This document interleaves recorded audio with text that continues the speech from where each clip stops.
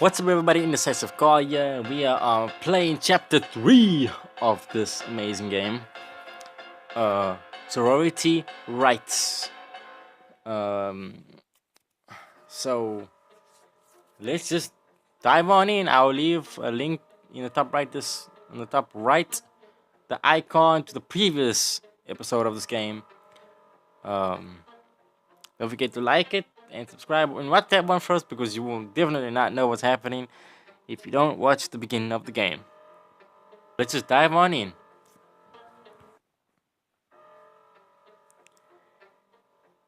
Me and Miles found an old bed to sleep on. It was much bigger and more comfortable than the one in the other room. Unfortunately, the soonest the soonest I lied down, I felt the walls caving in and I found myself entering a bad dream. I woke up in a nightmare. My heart was pounding, like it was going to burst out of my chest. I never felt my heart pounding so loud before.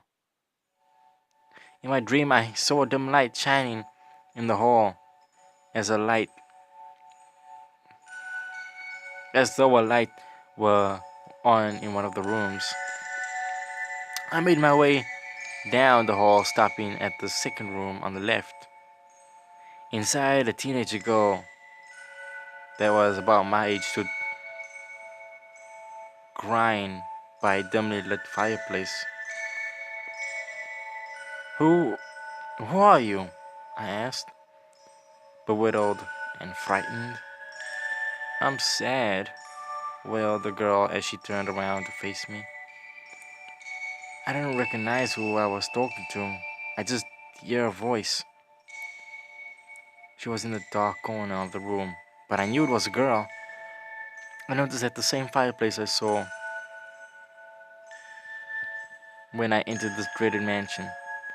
In my dream, it felt real, like I was there. Then I remembered asking her, "Why? What's wrong?" I asked. I remembered that I didn't exist anymore. What are you saying? What do you mean you don't exist? I'm sorry, but I don't understand, I confusedly said. I could feel the air getting colder. Then, in a brief moment, the girl responds, I died a week ago on a night not too different from the night you entered this house. I was once just like you, gullible, adventurous, and full of life. One day, it was noon break at school cafeteria and I was playing some games on my phone. A group of mean girls came over and talked to me. They asked me if I wanted to be part of the group. Fanny said that all I had to do was pass one test, like I did. I just needed to spend the whole night in the infamous mansion located a few blocks away from the school campus. Being a new girl in school, and a certified nerd and a teenager, I really wanted to join because I needed friends. I needed to feel that somehow I belonged. I wanted, more than anything, to have companions and friends. And just like that, I said yes to Venice. I don't know what's got into me that moment. I don't know what got into me that moment. Maybe I was just so lonely. I was always lonely and foolish. It was the worst decision of my life. I shouldn't have fallen for their tricks. Oh my god, what have they done to you? Did they? I felt the tears softly falling down my face. I couldn't imagine what tragedy or bad luck this girl got into. I felt so sorry for her. I entered this house. It was my last mistake. I was about to get on my knees to leave, but to my surprise, something scared the crap out of me. I couldn't explain what it was, but it was stalking me. In that moment, I stood still. I felt my body turn cold and my mind froze. I couldn't move. My heart beating faster than the usual. Breaths became shallow and heavy, and my head started to feel light. Suddenly, I felt a sharp pain in my chest, and then I saw a glitch like distortions. I fell to the floor, and everything went black. I saw myself lying on the floor. I couldn't explain the feeling. Helpless and lifeless. 2 days later, Venice took some of my brain tissue and then burned my body to cover up what they did. Threw my lifeless body into the fireplace in the living room like I'm a worthless piece of meat. I want justice for what happened to me. Miles, I want you to help me. Please. It's not a coincidence that you are here in this house. You can see me. You can speak to me. I have no idea how it's possible, but you can. You have to help me. I want justice. I'm counting on you, friend. I have faith in you. I know you'll never fail me. Fail me. No matter what it takes. We have to stop here before she does this again. She looked at me with pleading eyes. For a while, she faded amidst the room, just like the wind. Confused. Is it really just a dream? Is this real? I asked myself. My brain began to wander the entire room. I remember Yana and gasped loudly as I found a burnt piece of a dress beside me. I sighed with a heavy heart. It really was Yana. So that is why it all felt weird last night. Now I know the truth. She wants justice. A gush of wind softly touched my face. Yana, I muttered to myself. Miles, where are you? You left your thing running again. I got good news for you. I quit my job. Huh? Must have left for school earlier. That's good. Hey, Fanice. By the way, I want to thank you for the company you brought in last night. What is that?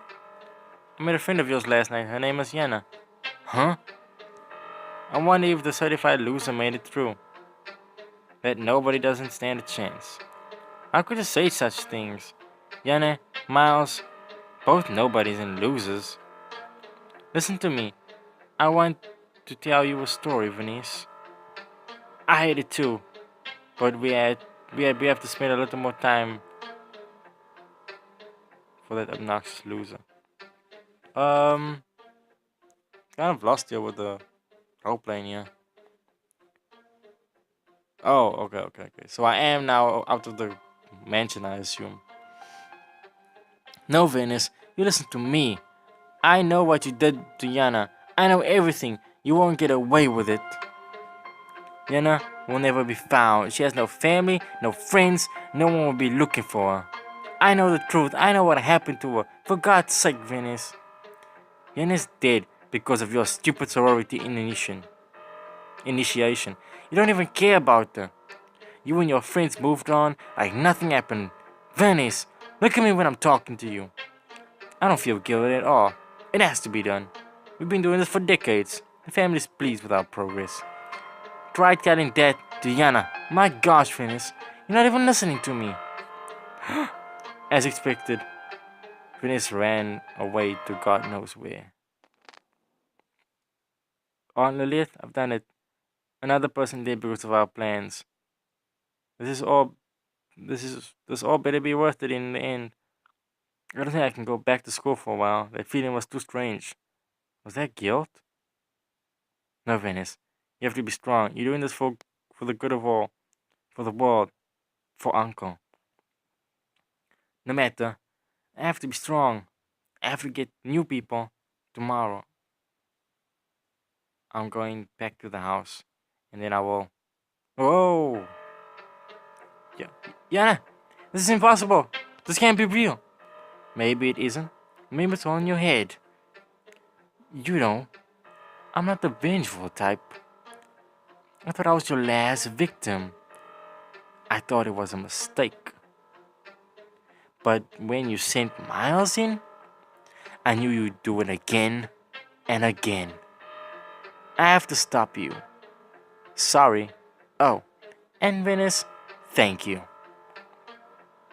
Living without a body isn't so bad. In fact, I'm feeling fantastic. My instinct kicked in, and I had the urge to follow Venice. I need to see her. I need to talk to her. She can't just leave like that. I hurried towards her house. The door was wide open. I decided to let myself in. I heard a voice upstairs. Help! I was afraid. The screaming became louder and more struggled. I didn't have the courage to take the stairs. The screaming was then replaced with a horrible gurgling voice. I knew I needed to go upstairs.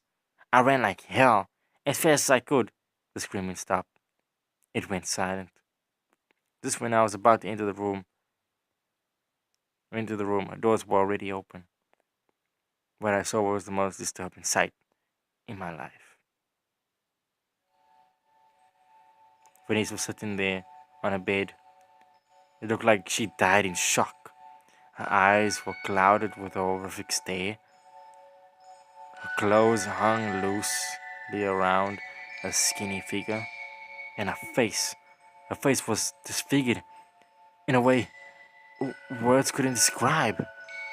Venice looked horrible. I turned around, and at the moment that I decided to leave, someone taps me on my shoulder.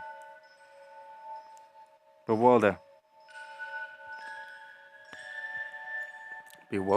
bewildered, it was Yanni. I could actually see her peacefully smiling at me. I walked out in the streets. I felt tired and dizzy.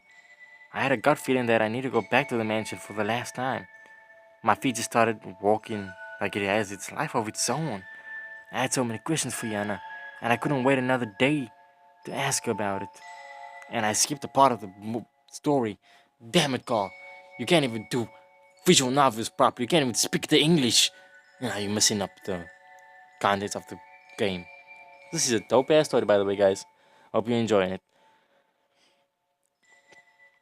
I never thought that the mansion looked perfect in any way, but despite the old rusty furniture displays, I felt at home. I walked deep into the mansion until, finally, I could see the room where I met Yana. I remembered everything that happened last night. I searched around the room in disbelief, and there was nobody found. I decided to check the room and where we slept. I noticed a familiar looking body on the bed. To my horror, I couldn't believe what I saw. The frick? My cold, lifeless body was on the bed? Yana appears looking at me reassuringly. You never woke up from your sleep. You were already on your way when you entered this place. It's probably why you could see me.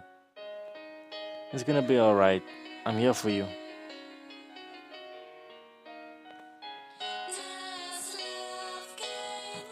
Hey, yo, dude, that is actually sad. She died. Wow. Rated by Francis Daphne D. Alaya.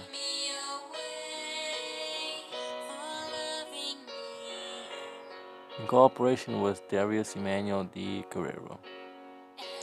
Music by Mio. Background image by Uncle Morgan. Based on the universe of Absur Inc.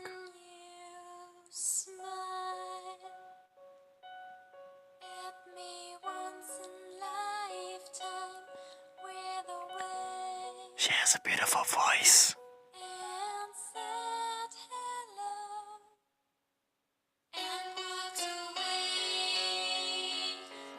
I can just listen to this the whole time. I'm scared if I go to the menu, the song's gonna end, so just bear with me, guys.